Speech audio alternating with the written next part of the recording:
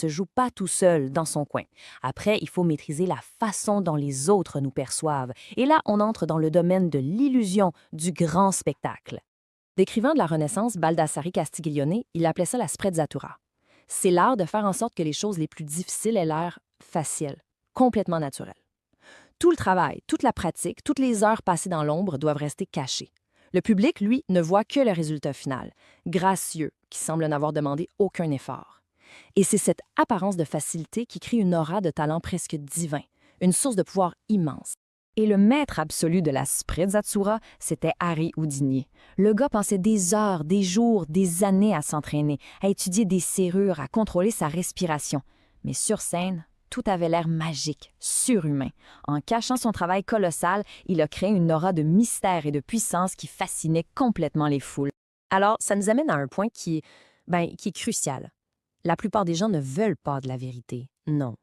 Ils veulent un rêve, une fantaisie qui les réconforte, qui les aide à fuir une réalité qui est souvent difficile. La personne qui est capable d'offrir cette illusion-là, elle détient une source de pouvoir incroyable. Au 16e siècle, Venise était en plein déclin. Sa gloire d'avant la hantait.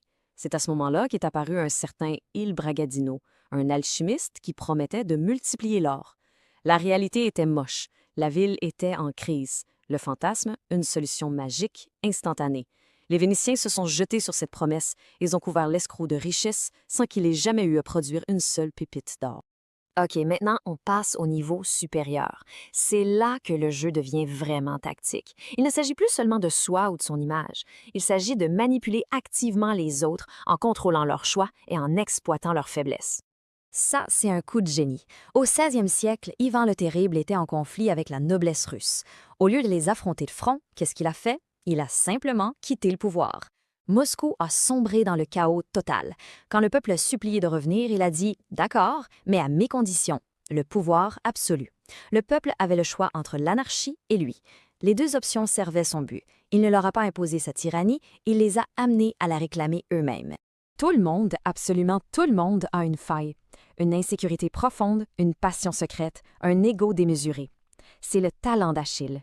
Une fois qu'on a trouvé ce point faible, on a un levier. On peut influencer le comportement de n'importe qui.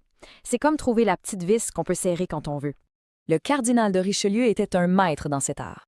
D'abord, il a repéré la faille de la reine-mère, son immense besoin d'attention. Il l'a utilisé pour s'approcher du pouvoir.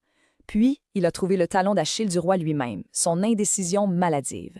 En se positionnant comme la seule personne capable de guider un roi faible, Richelieu est devenu, dans les faits, le véritable dirigeant de la France. Finalement,